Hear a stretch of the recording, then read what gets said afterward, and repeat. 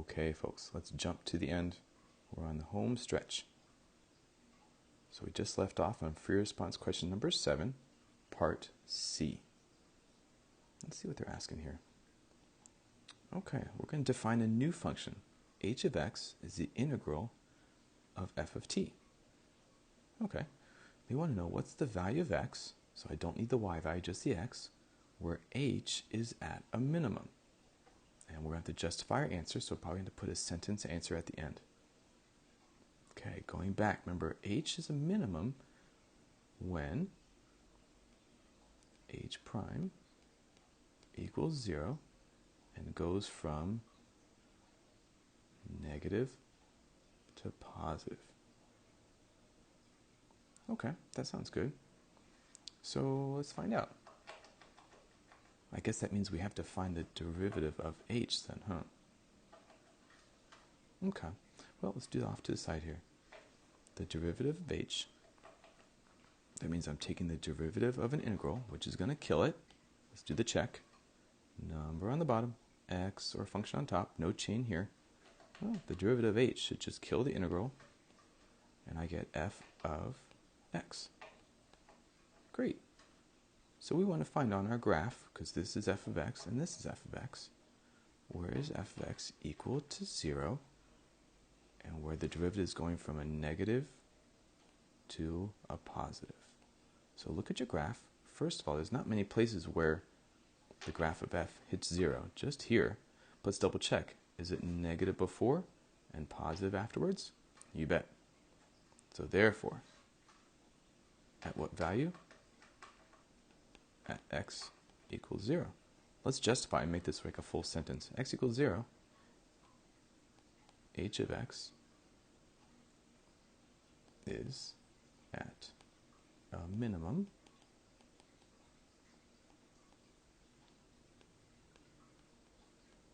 because h prime of x equals f of x. And see how we're just pretty much restating our steps, but just using English. H prime of x equals f of x, and f of x changes from negative to positive.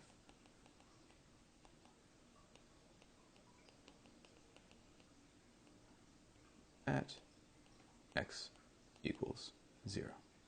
That's a good justification. So again, the answer was that x equals 0, and there's your reason. All right, let's move on to the last one. Number 8. Here's a graph of f.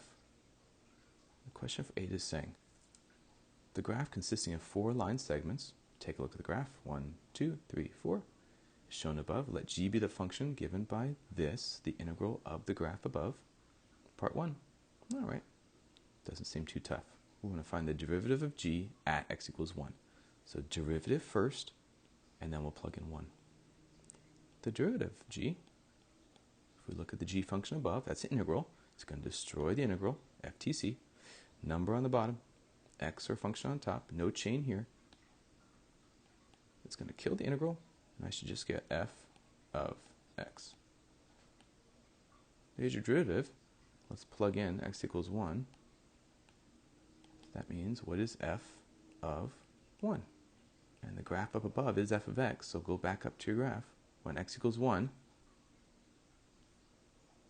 looks like your x value is 1, your y value is 0. So g prime of 1 is the same thing as f of 1, which is 0.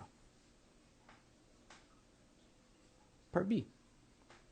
Find the x-coordinate for each POI on the graph of g from this interval from negative 2 to 8.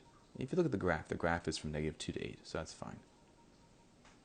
Okay, so I want to find the x-coordinate of each POI. Let's come on down here and play. Just as a reminder, guys, POI is where the second derivative equals 0 and changes from concave up to concave down, or concave down to concave up on the original graph. Or where the second derivative changes from positive to negative, or negative to positive. So it looks like the best thing to do is to find g prime of x. G double prime, sorry. Let's do it. Okay. Well, we already found g double prime. We found g single prime of x up here at part A. G prime of x is just f. So therefore, g double prime should be the derivative of f of x, or f prime of x. All right, we want to find out where is f prime of x changing from either positive to negative or negative to positive. Well, that's where the derivative is changing, but the graph, remember, up here is f of x, not f prime of x. So where's f prime of x going to positive to negative or negative to positive? What if we think about it this way?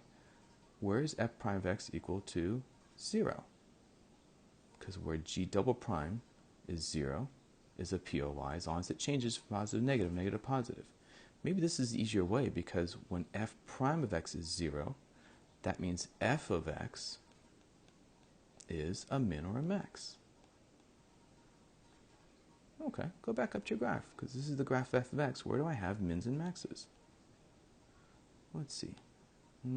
I can't really count this over here, because I don't know if it keeps going up to the left of that or goes down, so I can't really count that. So I can count this as a min, and this is a max. And for the same reason, I can't really take that value over there. So where does this happen? At x equals 2 and x equals 6. At x equals 2 and x equals 6, the graph has a min or a max, which means the derivative is equal to 0, which means the second derivative of g has a p is equal to 0, so therefore g is a POI. Final answer, g has points of inflection at x equals 2 and x equals 6.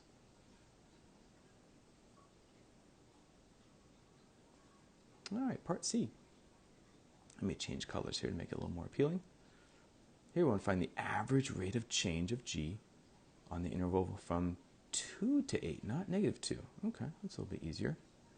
Now, average rate of change. Got to bring back that formula. That's just basically slope, right? That's y2 minus y1 over x2 minus x1. So in terms of our function, though, this is going to be g2 minus g1 over x2 minus x1. Let's use the numbers that they gave us up here. This would be g of 8 minus g of 2 over 8 minus 2. Okay, now in order to find g of 8 and g of 2, we're going to be actually plugging that in to the function way up here in the original, folks, which means you're going to be finding a lot of integrals, which means you're going to be finding a lot of areas. So I'm going to need a little bit more space. Let's do this up here. Okay, off to the side, I need to find g of 8. I'm also going to need to find way over here on the right side, g of 2, and then I'll plug them back into the bottom of the page. Okay, if I use my function over here, g of 8 should be the integral from negative 2 to 8 of my graph, f of t. That means I need to find the integral from negative 2 up to 8. So that includes this area here plus this area here. Notice how it's under the axis, so it's negative, plus this area here.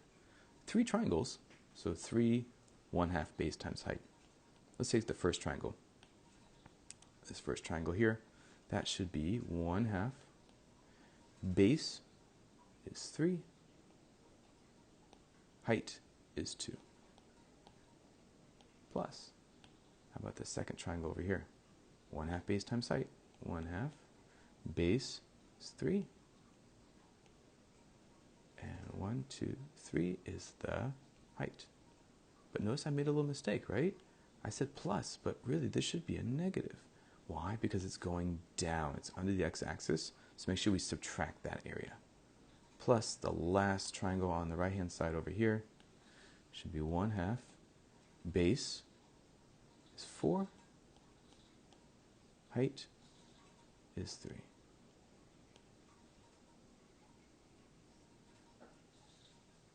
All right.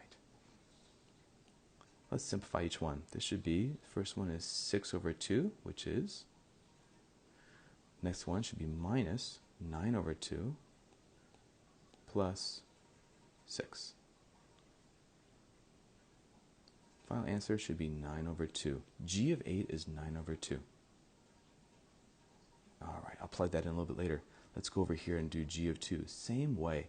G of 2, according to my integral over here, should be the integral from negative 2 to 2 of my graph.